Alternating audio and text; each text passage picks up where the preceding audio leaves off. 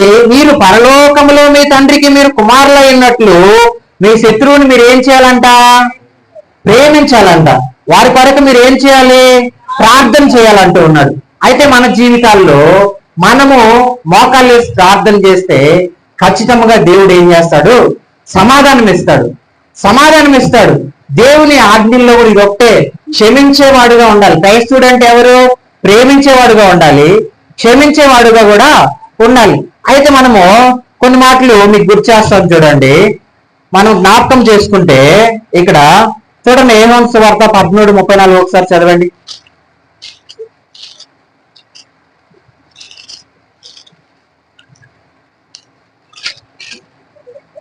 34. చూడండి, మీరు ఒకరినొకరు ప్రేమింపవలనని మీకు కొత్త ఆజ్ఞ ఇచ్చుచున్నాను. నేను మిమ్మల్ని ప్రేమించినట్టే మీరు ఒకరినొకరు ప్రేమింపవలను. మీరు ఒకరి యెడల ఒకరు ప్రేమ గలవారై దీనిని బట్టి మీరు నాకు శిష్యులు అవుతారని తెలుసుకోండి అని చెప్తూ ఉన్నాడు. అయితే మీరు ఏం చేయాలంటే ఒకరినొకరు ప్రేమించుకోవాలి.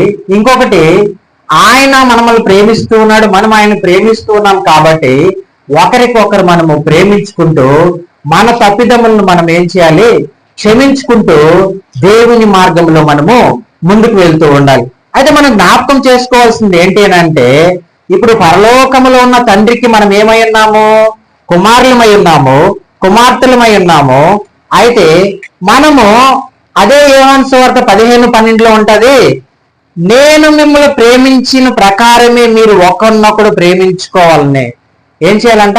ఒకరినొకరు ప్రేమించుకోవాలి, ఒకరినొకరు క్షమించుకోవాలి. అంటే క్రైస్తవుడు అంటేనే నువ్వు ఒక సాక్ష్యము కలిగి నువ్వు ముందుకు వెళ్ళాలి. చూడండి, క్షమించేవాడు. ఈరోజు ఏదో ఒక సమస్య, నీకు నాకు ఏదైనా ఒక సమస్య ఉంటే ఏం చేయాలనంట? పేతురు అంటాడు, ప్రభువా మా తమ్ముడు ఇలాగా తప్పిదం చేశాడు, నేను ఎన్నిసార్లు నేను క్షమించాలని అంటే, నువ్వు బ్రతికినంత కాలం ఏం చేయాలి? క్షమిస్తూనే ఉండాలి. నువ్వు క్షమించకుండా వచ్చి దేవుని శరీరంలో దేవుని రక్తంలో చేసినా కూడా సరే అది వ్యర్థమే. నీకు ఎవరైనా విరోధముగా ఉంటే నువ్వు సాయంత్రం లోపల ఏమవ్వాలి? తెల్లారి సాయంత్రం లోపల సమాధానం పడిపోవాలి. నువ్వు సమాధానం పడితే ఖచ్చితంగా నీలో దేవుని ప్రేమ ఉంటది. నువ్వు దేవుణ్ణి ప్రేమించేవాడుగా ఉన్నప్పుడు ఈ లోకంలో ఉన్న ప్రతి ఒక్కరిని కూడా నువ్వు ప్రేమించగలుగుతావు. అదే విధంగా చూడు, క్షమించేవాడు అని అంటే, ప్రేమిస్తే ఖచ్చితంగా మనం ఏమవుతాము?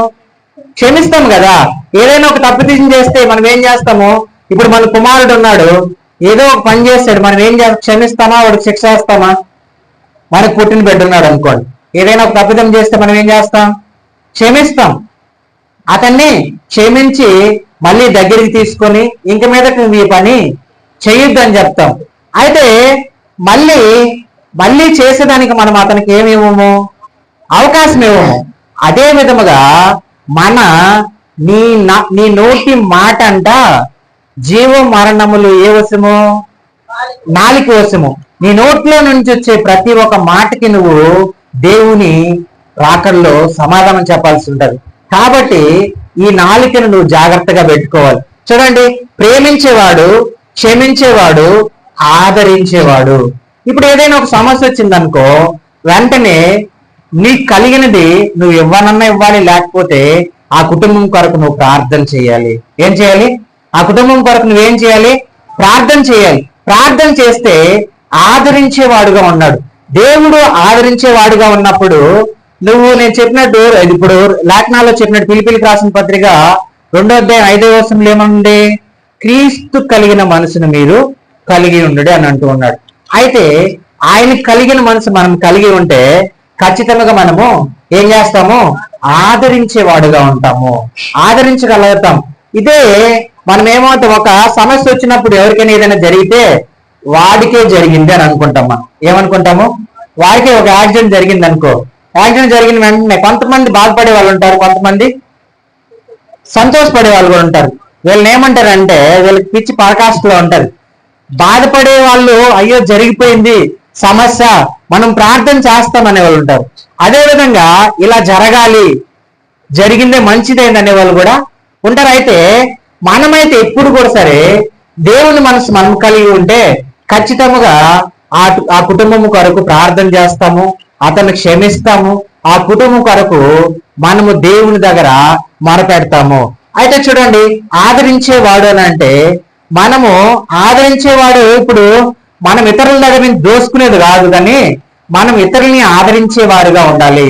దేవుడు తన కుమారుని లోకానికి పంపించి లోకంలో ఉన్న ప్రతి ఒక్కరిని, ఆయన అనారోగ్యంగా ఉన్న వారిని ఆరోగ్యంగా చేశాడు, స్వస్థ చేశాడు, అనేక మందిని ఆదరించి దేవుని మార్గంలోనికి ఆయన ఏం చేశాడు, నడిపించాడు. అయితే మనం జ్ఞాపకం చేసుకోవాల్సింది ఏంటంటే ఆదరించేవాడుగా నువ్వు ఉండాలి. ఇంకొక విషయము, స్వలాభం ఆశించడు. ఏం చేయడు? స్వలాభం అంటే నేను ఏదైనా నీకు చేసి ఆఖరి బాబు నేను చేశాను అనుకో, ఆయన దగ్గర నుంచి ఏదో ఒకటి వస్తుందని నేను మాత్రము ఆశించకూడదు. సొంత లాభం గురించి ఎప్పుడు కూడా ఆశించకూడదు.